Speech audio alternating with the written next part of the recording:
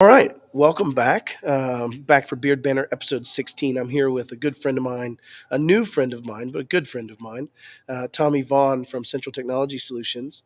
I'd go ahead and see a bunch of people already jumping on. So the topic of today is going to be about hardware as a service and how, as an MSP, Tommy has used that to make his practice better. Tommy, do you want to go ahead and introduce yourself and kind of let everybody know who you are and where you're based out of, and we'll go from there. And as always, put your chats in the comments, and we'll bring them online and chat with you. We got Eric Taylor in the house. What's up, buddy? Good to see you. Excellent. Well, I'm Tommy Vaughn. Nice to see everybody out there and run MSP. I hate the term MSP or MSSP or Yeah, you whatever and me label both. that is. We're a technology company. We cover lots of different things. Um, Well, now you're going security to is get a me off major. on a damn tangent, Tommy, because you get into this conversation of, well, I'm an MSP and I'm only break fix, so I'm not responsible for those things, and I'm an MSSP, so I've decided. What do you like pre-select where you're going to go in court? Like, do you just pre-select whether or not you have Right. any responsibility? I Yeah, my digress, but I'm with my you. favorite thing are the insurance, renewals people send me like, "Hey, can you fill this out for me?" It's like, "Sure, let me just write on there and take all the risk away." No Yeah, yeah. problem. Yeah, I'll do yeah. it for I'll fill it free. out, and I'll just lie about everything for you. Yeah, you've got That's to right. pay on everything, and Of no, course, geez. of course. That's a whole discussion by itself. Which I love those things. They make my day. They make me happy. They help sell product and secure customers. What's Yeah, for better? sure. There really So, is no better change than the insurance changes last year. oh, That driven this conversation for sure. and customers are willing to pay now, and we could go on to that because it's huge. But to go back, what we do, we kind of do a lot of different things, even outside of what quote an MSP does. Obviously, we don't do any project work for any customer that's not already a customer, Yeah, and liability is a big part of that. We also like customers to be sticky because we do a really good job at what we do, and we feel like if we could just get more out of one customer, it'd be easier to have fewer customers and higher margins and do more, which brought us into hardware as a service 8 years yeah, ago. yeah. And I don't That's I a don't know long of any. time. It That's is. a hot It is. minute. Yeah, And it was before it was a popular thing. We started doing it, and I know we'll talk about that in a little bit. But the idea is it really made customers sticky. It gave me ownership. It helped me on the compliance side, knowing that the equipment was managed properly and updated, and the customer didn't have to worry about buying more stuff. I mean, it's yeah, great, and it makes it. I could just go on and on. So anyway, I know we're going to talk about that, but that's a big part of it. We also do phones as a service, yeah. video surveillance as a service, access control as a service, where we own all the equipment, and as well as your firewall switches, access points, etc. So it is all technology Anywhere they as a touch the service. stack, it's viable from a hardware perspective through this hardware as a service. Which I Correct. mean, I'll tell the story. So first off, you got a fan here in the audience. Sherry says hello, Tommy, and then Miguel is also here. Congrats, he's with Checkpoint and actually just moved to their CTO office from the evangelism side. And I'm very certain that Marcus. Eric could tear into the conversation on MSP, MSSP delineations about that. But one of the things that stuck out to me. So when we were in MSP, I had this medical practice that we no less than 4 times closed. Right? We closed them as a new MSP client 4 times. We never onboarded them. They never signed. They never finally actually went with us. And the reason was we didn't have a direct answer for them in the replacement of their stickiness of their hardware, right? Every single part of their domain controllers, their infrastructure, their switches, their everything would have needed to have been a one full replacement. And even as they looked through the leasing costs and the cost of it, it was just very sticky, right? The understanding of saying, hey, I'm going to have to pick up everything you have, move it over to new hardware, new identities, bring over your profiles, bring over, the virtual machines wouldn't have been all that hard, right, to bring them over to a new VMware cluster. But ultimately, it was really a barrier to entry for us. And we had to wait for them on the right sales cycle. And so I think what you're talking about is quite prescient. I can come up with a lot of ways you could do it wrong. I could come up with a lot of ways someone would, maybe it's been 8 years and you've never cycled hardware, right? So they're still running on that Dell clamshell from a decade ago. So I could see where there's some pitfalls there, but how do you deal with that? How do you make sure that you have the balance of profitability, but also keeping things cycled and up to date, and you're not giving someone a bad experience in their world for that, or the wrong workload for a laptop or things like that?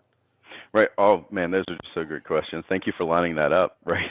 because the I just barrier knew of how to set entry. you up. You did, you really did. So let's talk about the barrier of entry. So it's always fun, especially when we're discussing it with customers, and their CFO is the first one to buy in on. We should go with them. That's huge.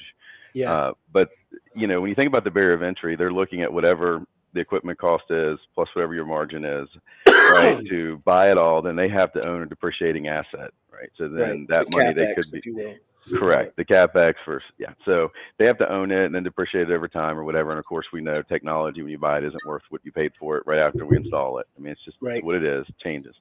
Right. So then you, as an MSP, so the customer first has to do that, and then you have to maintain it, and you feel like you have to maintain it for a certain amount of time, regardless of whether or not the customer is wanting to spend the money to upgrade it when it needs to change or compliance, and you have to go through the whole sales cycle again, which costs the company money. Your engineers get out there and they're like, I think it might be bad. I don't know. Let me try these Yeah. 19 things, and then we'll send it back from RMA, and the customer's down for all that time that they're trying to fix all the stuff and whatnot. And then they leave you and come to me because they're tired of that. Because what I Yeah. do is we take that barrier of entry away because the equipment belongs to us because it's as a service, right? And it's always going to be updated equipment with the latest firmware. When I say updated Now, are equipment, you leasing as well, or are you buying it outright hardware wise? it is Just owned curious. by CTS. There's no lease, right? There is Okay. no expectation of when something is going to be pulled out based off of age. It goes off of compliance and is it working? Because what we found is we were going to customers like, hey, you've had this thing for like 4 years. We're going to go ahead and put a new one in. They're like, what's my downtime? Yeah. Like, why do I have to do this right now? Like, you don't. You're right. You just keep it. But eventually I'm going to have to replace it once I can't update it anymore. But being able to keep those updates in place and not have to worry about that with the customer. The other awesome part of it is not only am I removing that upfront cost as a barrier, I'm also creating a better experience because Well, that's you're really what creating we're selling. homogeneity, right? Like one of Right. the things that's a challenge for anybody listening as an MSP is, let's say I decide I'm going to use all Dell. Okay, great. So you've homogenized around Dell. But then you got to sell people. Some people might say, I'm going to buy a little bit cheaper device and I don't want to, and I'm going to, and you get all these disparate model numbers. You have a massive Right. delineation in what you've acquired. And I'm not saying it's not the same as you buy hardware and model numbers change and things. But the point is, you have a much more homogeneic fleet, I would You wager, right? do. Every switch is the same, just about. Every firewall is almost the same, just about. You get into a very predictable environment where you can make B players look like A players, right? Right. Because they're always working with the same equipment. So I think that's what my guess would be that comes out of that is very homogeneic delivery of the same experience for everyone, essentially. Right. In a better experience, meaning they don't have to worry about being part of the troubleshooting process. So it's kind of neat when your engineer shows up to the customer site and they're like, I think we're having some switch issues, so we're going to go ahead and just replace all your switches while I'm here and see if that fixes it. And so we're not even going to bother troubleshooting it, trying to automate. We're just going to replace it because there are. So we put the new switches in, and if the problem stays, right, then we're like, okay, now we got to start doing some more troubleshooting. It might not be the switches, right? It Yeah, might be and that could something be else in the case by network. case, right? Because if you have a very Correct. obvious thing, you're going to go down that first. But I get where you're Obviously. saying, if you can go in and replace, and if you combine that, so if you think about combining that with something like Azure Active Directory and Intune and Autopilot, you now get into Right. where literally you just have hockey pucks in the van, right? And if you wanted to provision a new hockey puck for Sally, you go set it up on a spare spot, you let it connect to the internet, you assign it to Sally, and then you eventually just swap them, right? And as you start getting less and less complexity in the technology and more SaaS consumption, that for me, when I was at Iconic, we had this one deal we were dealing with I think it was Zoom phones. And we troubleshot it with the girl for like 2 days. We went through all kinds of stuff. And I finally just sent an autopilot reset and everything was fine. And I think to your point, if you have additional hardware sitting in the van that you can grab and do that process out of band, right, where Sally's not down on her current machine other than the problem she's suffering, but you're also creating a new Sally machine without having to order something, buy it, and then backstock it and take, I mean, like, I'm assuming that gives you some of that flexibility for the technicians, kind of what you're saying pre-show.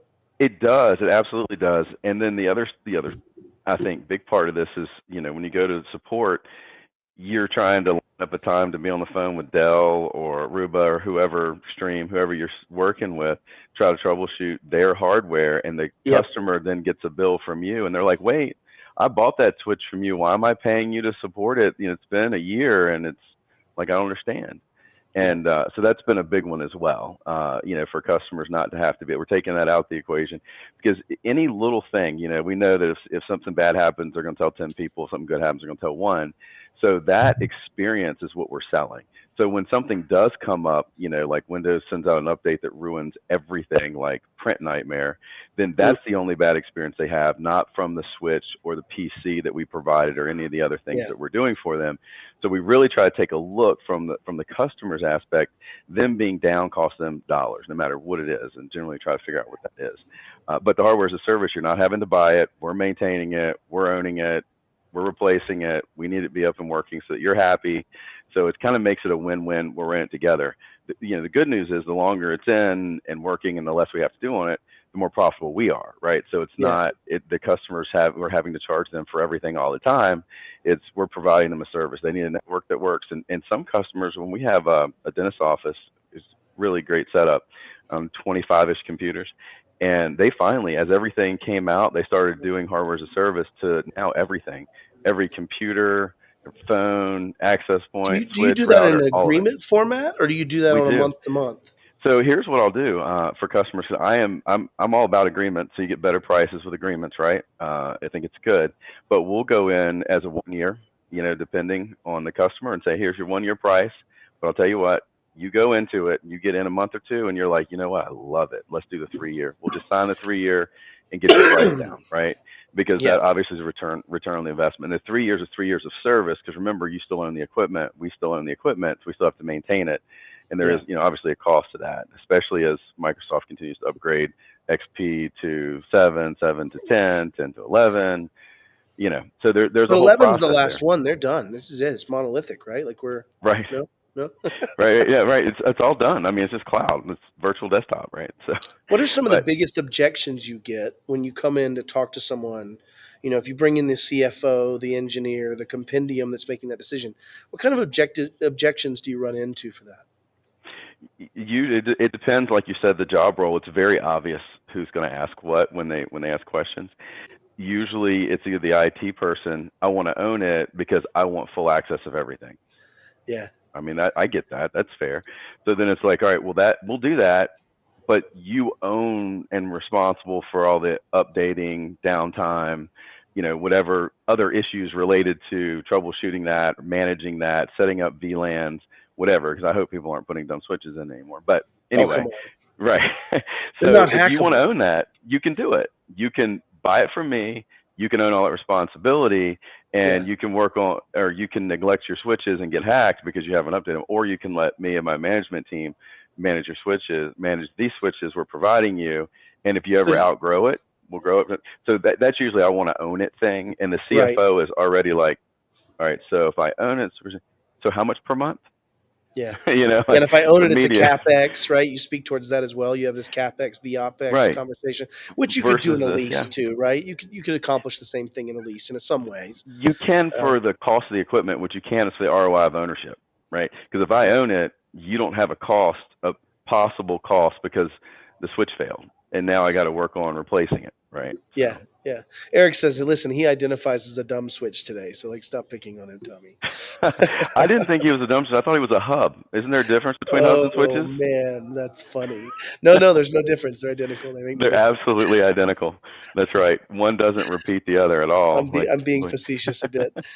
So so. you going back to that point though. So it sounds like as an entity, you actually do charge for those things that normal MSPs would have covered in if they're not using your hardware. Is that part of your strategy? Is that have I understood that correctly? Well, I want to be. I feel like when I talk to other MSPs, when they're describing their service offering, Hmm. and we've seen that even locally here, where they tell the customer it's X dollars per device, use that as an example, and Yeah. that covers what? And there's Patching a that covers, yeah, whatever it it may be. basically it covers tools and automation. I mean, let's be honest. That's what most of them are Yeah, yeah, pushing out there. It's 100%. not really any labor, right? So then Yeah. they're charging them for all the labor, or they'll do a project with an estimated labor cost, and then there's overruns, and at the end of the project, the customer gets a big bill, and then they're ready to fire them, right? Or they get a bill sometime afterwards for something. So it really depends on how they're structured. But for us, we want it to be clear. So our managed services offering is it covers everything that's related to the software and the environment, my tool stack, the monitoring, whatever pieces Right. of things we're doing, we cover all that included. And then we also have an optional add-on for our full suite that allows you unlimited help desk, right? Okay. But then anything hardware related, even if we provide you the hardware, if you buy it from Best Buy, now granted, probably within that first year, whatever, we're going to take care of most anything. But if the hardware fails, you own the hardware, you bought it. Like, Yeah. nothing to do with me, right? So that's you. I'll be happy to help you with it, but now I've got to bill you for that because that's outside of what I'm managing. Because if I was And managing it, that's what I was I would have wondering. Yeah. known it was going to fail because I'd be monitoring it and I would have known it was going to be vulnerable, right? Yeah. So that's the difference. So it's like, do you want to own it like your car? You can't, I've had this car for 10 years. I'm So going to go it back and park the drives road. people towards the hardware as a service model. What would you say your percentage of mix is that are consuming the hardware as a service model now in your world? It's crazy. I think COVID had a big part of it. Like we were, I mean, it was probably 50-50 ish up Okay. until like 19, sometime in Right. 19. And I'd say I'm at 75% of our deals go out. I Yeah. honestly, I think we've server or firewall side, I don't think we've dealt with selling a firewall but one in Bro, a year. that's It's so all as a huge. service because Yeah. you look at any of them, and I know we get beat up for this. I'm gonna say the one that we generally our go-to is WatchGuard. There are a lot of Yep. products out there that are good, but the Yep. only reason I'm pointing that out is we all know they've been in the news recently. But their security suite, additional security suite, which a lot of them have, is a subscription base. So we don't Right. want to go back to the customer and resell a subscription base, which we know they already need, right? Right. And if they opt out of that, they can't be a customer of ours anyway. It's too risky. I mean, I've got to pay for cyber insurance too, Yep. and them to save a few $100 not worth it. So that's why we felt like it was better, and it also gives us the ability to switch manufacturers, brands, or if we chose to later, Well, and because it's it's funny our because like equipment, in my own journey, when we first sat down, this would have been 2011 or so, 2012. We first sat down and said, okay, what's going to be in our stack? What's the sell to, right? So most people don't understand this. MSPs have two flavors. You have the sell to and sell through. Sell two says Tommy's going to buy this and he's going to put it on a shelf and he's going to monetize it in whatever way he chooses fashion. And that's going to be the sell two. And that means Tommy makes that decision across every client, right? Mostly. And then sell through is exactly as you spoke. I've got to go to the client and tell them, hey, you really need total security suite instead of basic security suite because we're going to use this DNS protection. We're going to, right. So you get into that like selling game where you have to go and sell. And so presciently or otherwise, and I guess definitely self aggrandizingly. But when we started that in 2012 or 2011, we said, okay, what are the core things I have to be able to deliver security? And what are the things I can scale?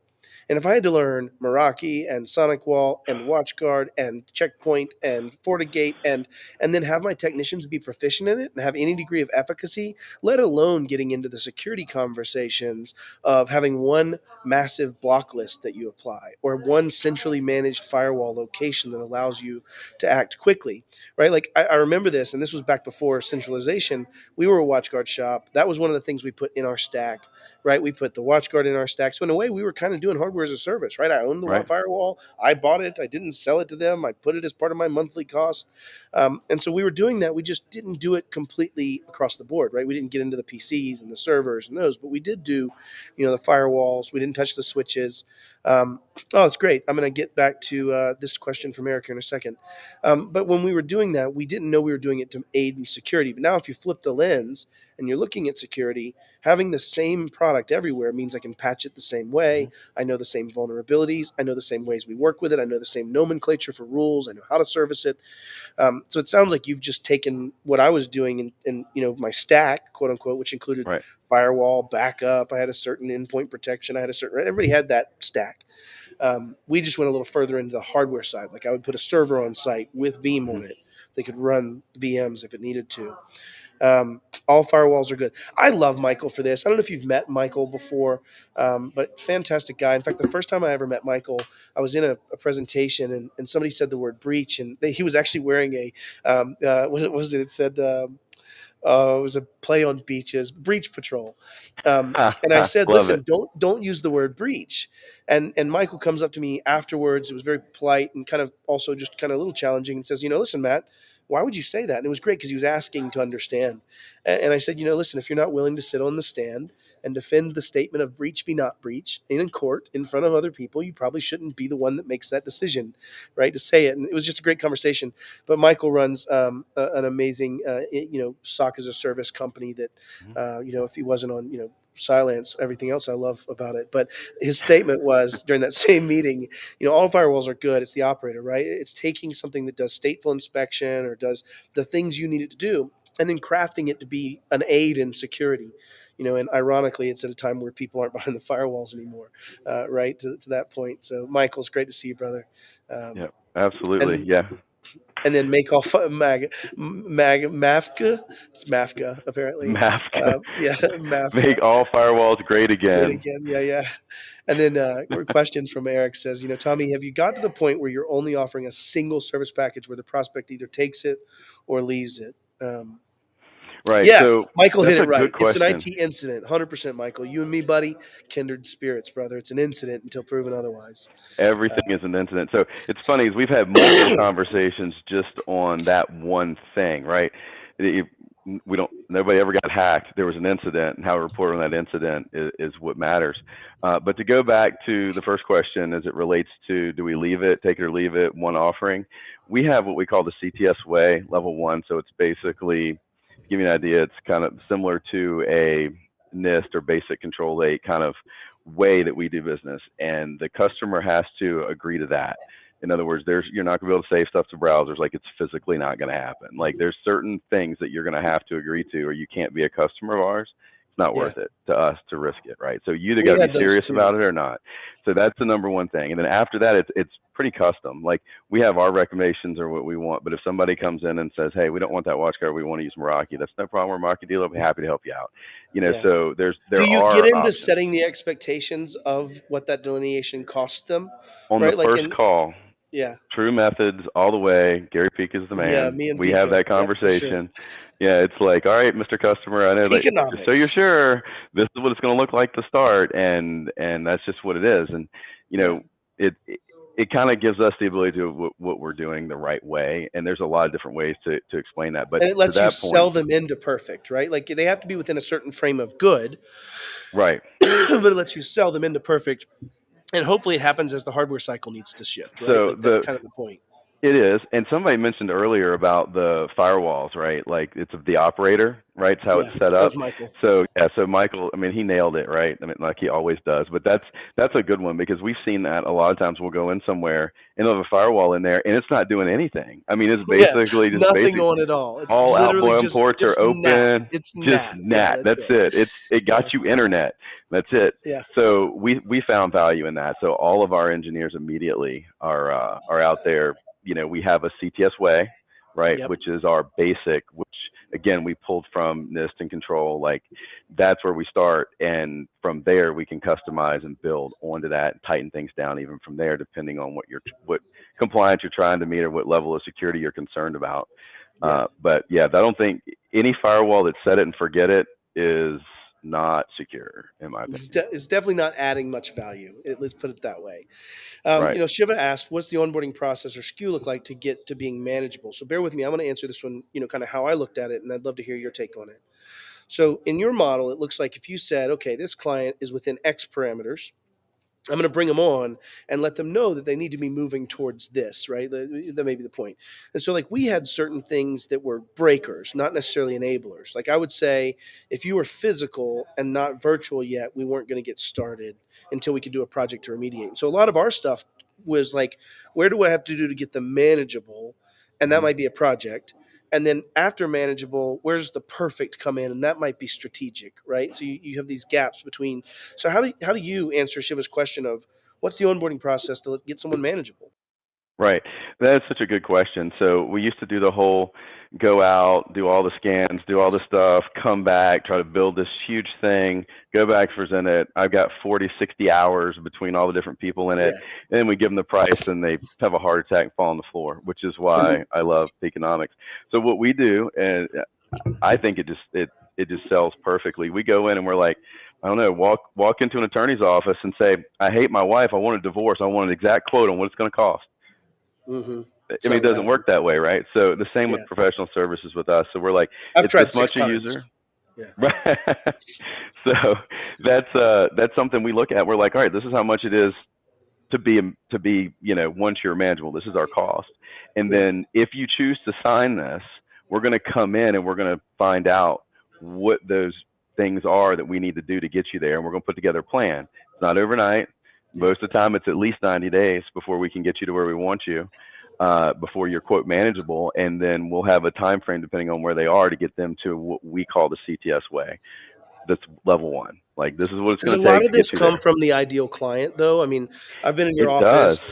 and so I think having the right constituency first makes the second less delineable, right? Like in my mind.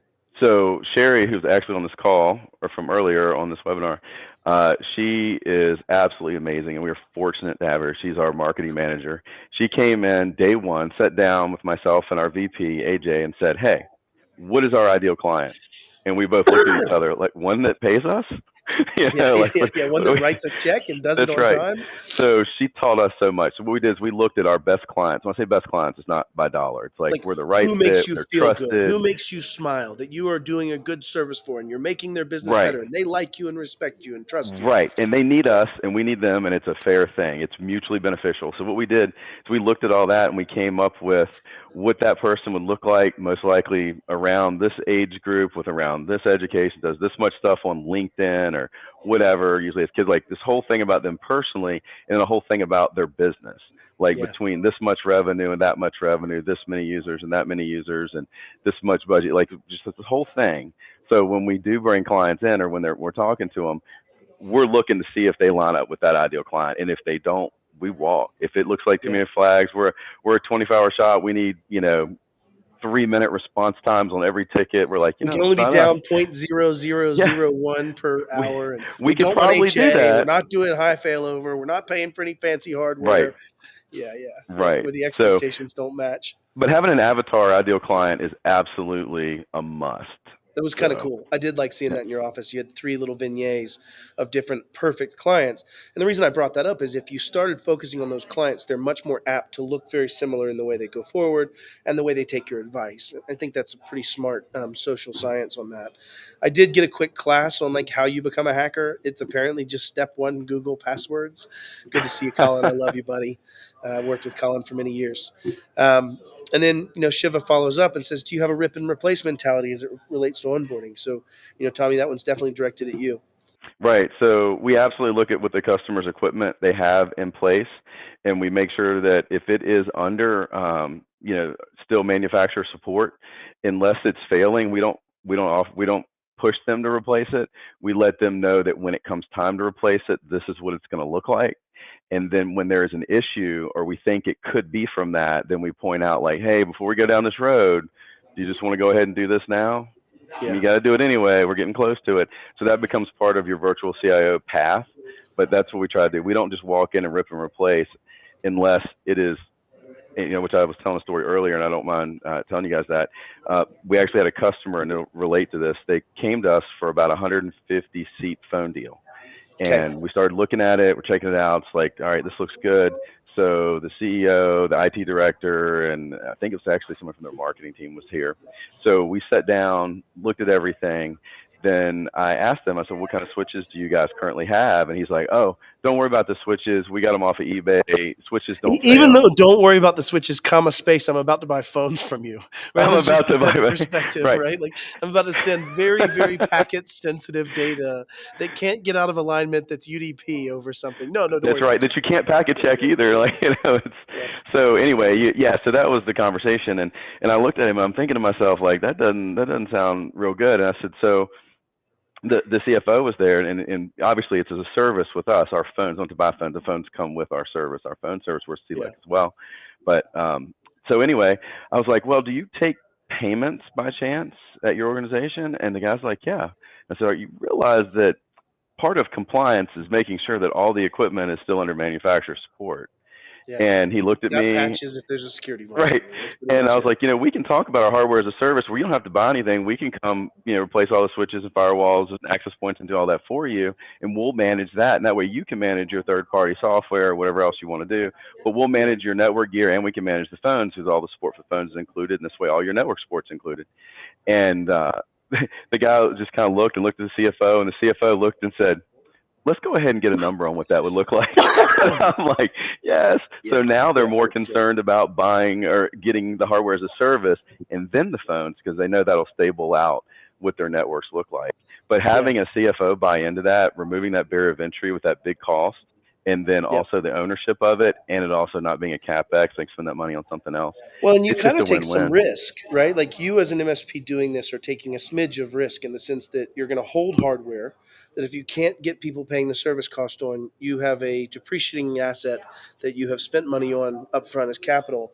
And you also take on some risk of once I say I'm doing that, I damn well better be doing that. And so you get into, some stuff there. So what would be your advice? I agree with Sherry on, having that same ideal client makes the mission so much easier for sure. But what would be your advice to an MSP that's going to start down the road of hardware as a service? They're looking at their first pretty massive capital expenditure that's going to have to get dealt with. They might capex it out and write it all off rapidly.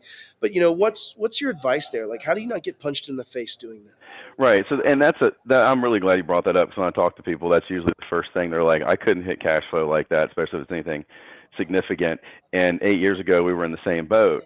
Yeah. And what we did is, we'd do a project, we'd have a little extra cash in the bank, we would fund a project, right, internally. And then the A other hardware as a thing, service project, you hardware mean, as in a that sense? service, Yeah, yeah. right? Okay, okay. So, in other words, eating the hardware as a hard cost, or a cost to running business as expense, Yep. should I say, to CTS. Even though we're getting that money back, we still own that equipment, right? So at first, it was we couldn't have done anywhere near what we do now because we didn't have the cash flow to Sure. do that. So I would say if you want to get into it, because obviously hardware as a service is going to help increase your cash flow. So, and eventually you won't have to do this, but I would suggest even if you had a loan that you just used for that, or you had Uh, a section of a leased equipment that leased between you and the leasing company, because it still belongs to you. Because as so soon at as you least have could that start it. customer, Yeah, so right, at least could start it. You could have a $16,000 a month lease that then encompasses enough, or whatever it may be, right, to make that then an OPEX for you as an MSP as well. And some of right. those leases have pretty decent dollar buyouts, or you still own Mhm. the asset type methodologies as an exit. So I So think that's pretty smart. yeah, MSP lease it, and then you own it, and you're letting Yep. your customer use it and pay you back, and it's easy to do the math on how that would work. And obviously, you got to build a program where you're actually maintaining it. You can't just put it in and forget it, like Michael was talking about earlier. You still got to do something with it, right?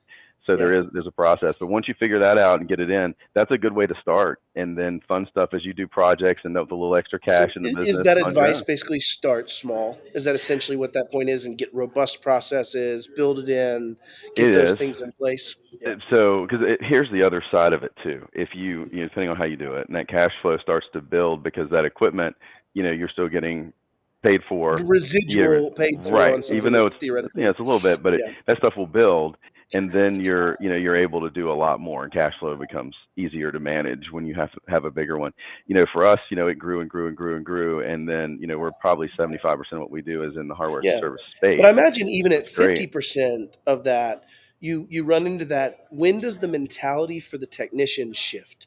Right? When does the mentality, like what density point? 20% of your customers, 30% of your customers, like where does that technician now know to fall back on? This is the normal, right? I'm going to get a Right. machine out of the lab, the van. I'm going to switch it out for Sally, make Sally's experience amazing.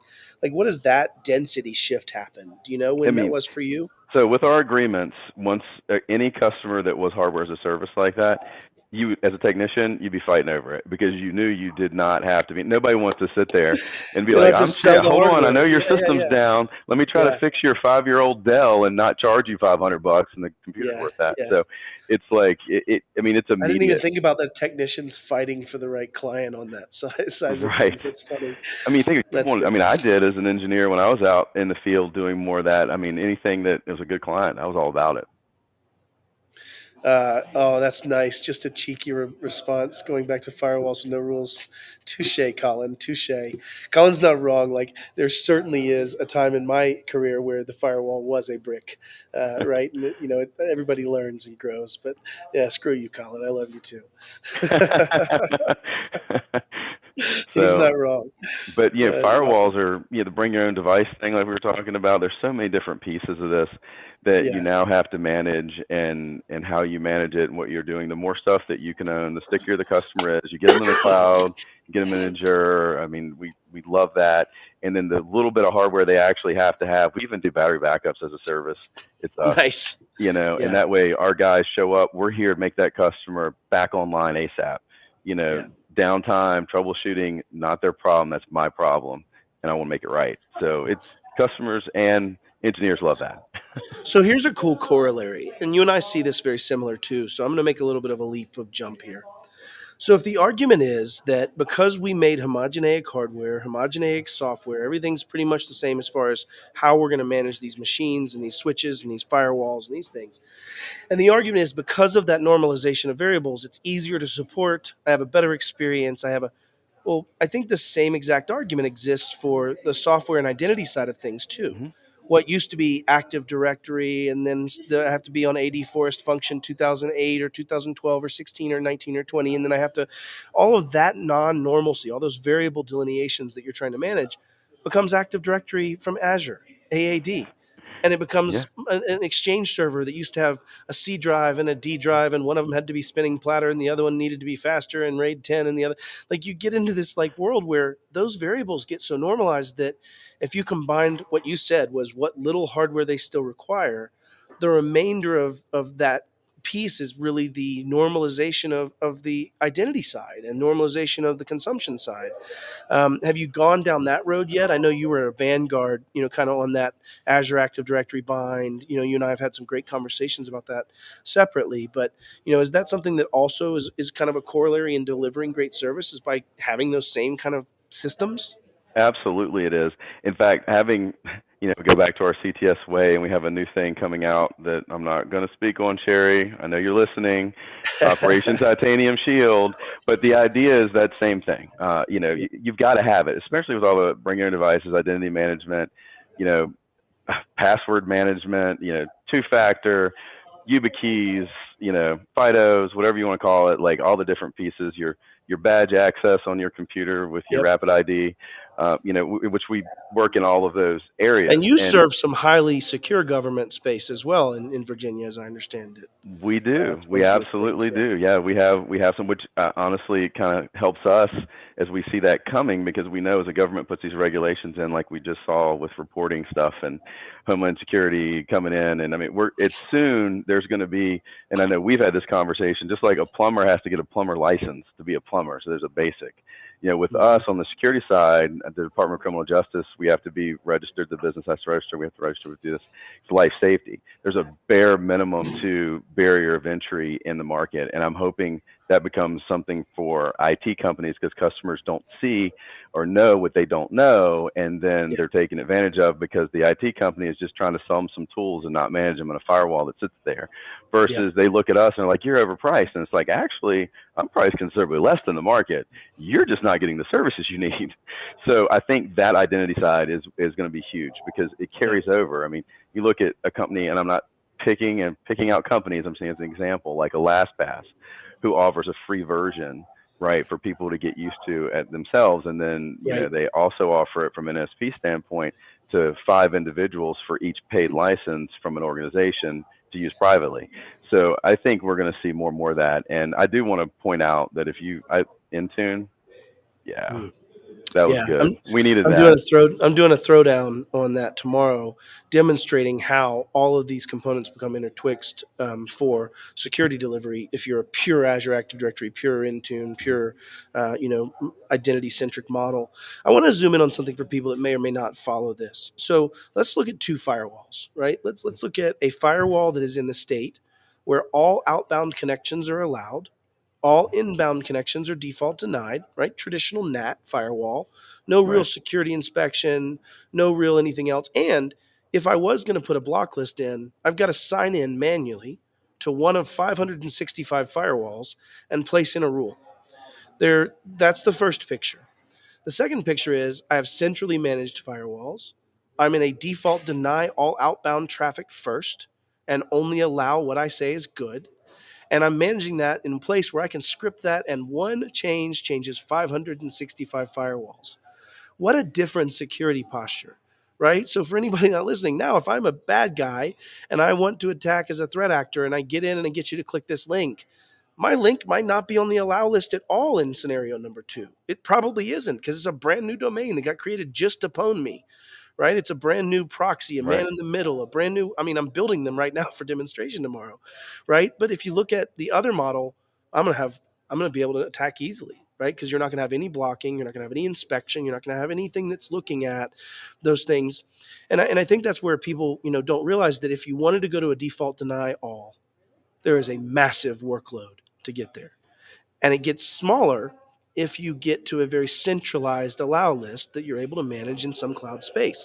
So, like, people don't get that. But those two differences to a consumer are not something they can understand inherently, right? Because they'd have to understand the nature of attacks. They'd have to understand the nature of poison watering holes and how you, right? They'd have to understand that, hey, you know what? Maybe we aren't going to allow DNS outbound to anything unless it meets this. And hey, guess what? We're gonna do deep packet inspection and see if you're using DNS over HTTPS. And we're right. So you get into these massive capabilities that trying to tell someone and educate someone in that space is very, very hard. And I think that's why I'm with you on this needs to fall in some form of internal regulation of what a service delivery is for an MSP or for anybody touching technology. I And you and agree. I've had that conversation before, but self-regulatory models sound very nice to me. Well, and I agree, and I think maybe even ratings, right? Maybe there's Sure. you're this, you're that, whatever. So You're if a you want level to be two. into, You can provide level three, like something simple right, that gives you some rating capability. or partner with somebody else who's a level 3 to help you get there. I mean, there could be all Yeah. kinds of scenarios that would Which work is on, where but MSSP comes back into play, right? That's where a Michael right, Crean makes sense. I don't have the expertise. I will outsource that. But it's a collaborative effort. It's not like they're the security provider and you're the technology provider. right. Those two become quite So intertwined. let's. I'm glad we're on this conversation because I just dig the security side of I things. know you do, buddy. But the log files. I mean, that's the thing. Yeah, Your firewall's producing all these logs, and you get a company like Michael's over there at Solutions Granted, where they're monitoring those files, and anything that needs to be addressed as an incident is reviewed by a human. The right. data related to that is then put into the ticket, so it's researchable. And we're seeing Right. more and more where even insurance companies want to know, just like a workers' comp thing, that there was an incident, even though we can show through different softwares that are monitoring, whether it's a SaaS alerts or a Line Guard, there's so many other ones out there. I'm not Whatever. just big, Yeah. whatever it is that's monitoring. So you can take that data back as well as whatever you had, put that together, show what Of course, you're happened. assuming that you have an incident response plan at all. I Written digress. plan, Yeah, yeah, yeah. Well, I written got a plan. plan. Yeah, I deal with it, man. I just roll up my Yeah. sleeves when they get in trouble. I call my IT guy. That's my plan. Yeah, that's I don't my know if he's plan. got this. I don't know. Like, what are you, FBI's here? Something's happening. I don't Yeah, know. that's so But that funny. that's where we think we're different. And I mean, you can't do that. You can't include all that just in your regular MSP stack. I mean, there's no way you could do it and afford the people you need to manage it, even if you're outsourcing a chunk of it. It's Yeah, so that's why I think having a little bit more of a barrier to entry on that's going to be huge. I agree. This is the minimum. At least have a written thing, and insurance companies are requiring it. They want to know when the incidents happened, even if nothing bad happened. Yeah, And I love the questions on the insurance things. And we talked about it at the beginning. I absolutely love it. Do you have MFA turned on? Yes or no? right. And then the problem that you get into is when you say the word yes, how far down do you zoom? Like, Right, right? Do you have MFA turned on? On what? On which parts? Because three of the products we use don't support that, and we don't have like you. So you get into it where these are kind of like it's a trap, like Danger Will Robinson, right? Like some of these questions are quite summative on purpose. Yeah, so we've got Eddie in here with a very long one. I love Eddie, by the way. Vendors can roll out all the features and capabilities they want, but if an MSP can't put themselves in a position of trust and authority, there you go. Trying to right, sell, it becomes a lesson in cybersecurity that a lot of owners don't necessarily want to take. And he goes on to say, don't want to take the time to understand. And I think that's the other part of it. I don't know that if I believe they don't want to take the time. I think we're right, facing this challenge, and this is the Matt Lee story time. But I think the challenge is like I don't ask my doctor to explain aromatase uptake inhibition and why that affects the type of cancer that might. I can't possibly learn it. I haven't taken the biology classes. I haven't been in the internship that teaches me these things. I wouldn't have the requisite knowledge. And so you have a teacher's dilemma where you're teaching on something that the underlying requisite capability is not there. I think that's the same thing. And the difference is, and Eddie hits this perfectly, a position of trust and or Right. authority. And what I mean by that is a lot of these companies haven't learned to trust us because we haven't become trustworthy. Our I agree. industry is filled with a whole smattering of humans that are doing this. And I don't mean that to be pejorative or negative for anyone. I'm just saying it's time for us to start learning. It's time for us to Right. start educating and getting to a point where there's some normalcy in the way we deliver our service and the things we understand. And that's not been the case. We haven't had to. We haven't been a professional service. But if you're an attorney and you give bad legal advice based on the wrong precedence research, you can no longer be an attorney, right? There's Right. possible ways to take away and disbar you. There is nothing of that for us, right? We literally, Nope. Matt Lee could be a complete idiot, probably am, right? But able to pass muster by getting through with my good looks, I suppose. It's a You get into the beard. position. Yeah, it's the beard. That's the authority, right? But Trust. to Eddie's Right. point, we really need to get to a point where our industry is trusted, where we start acting like those trusted advisors, and at some point there has to be a Right. barrier to entry. So one of I'll the let things I you love. wrap us up. We're at All the right. last So minute, so last minute. All right. So to go to Eddie's thing, I agree, and I think the way to do that is to be confident in what you're selling. Know that you're going to meet agree. those expectations, and when they come in and they say, "Hey, I want all this, but that, this, that," they're like, yeah, I can't do that. I can't. I'm not You going to wouldn't put you go in that tell your position. knee doctor. Yeah. Just I use that example. You wouldn't go tell them, "Hey, use that part, not this one." You just like their Yeah, yeah. doctor. I'm here to do this. Trust me, I got you. And or don't, I and we'll think help that's you the find right something else. posture. I think there's a lot more to solving this, but I do agree with you. Like when I came in the room and people go, "How do you sell security?" And I can't. I don't know. I'm more convinced. I don't know how else to describe it. Right? Like I believe in it. I'm passionate about it. Right. Yeah. So, but anyways, I appreciate you. This has been great. The 45 minutes just flew by. It was literally just felt like nothing. It And I is. think you and I could chat about a lot of these topics a lot. But thank you for sharing some of your MSP and being transparent on kind of how you went down the road on hardware as a service. And we're all just trying to solve this whole transition as we become more of a pro service and less plate spinning. So I Absolutely. Thank you appreciate you. again for the opportunity to be on your beard banter. Yeah, man. And without the beard, even like there's a little cauliflower there, but no beard. So like we're That's we're right. okay. Definitely. That's See you, it. buddy. Take care.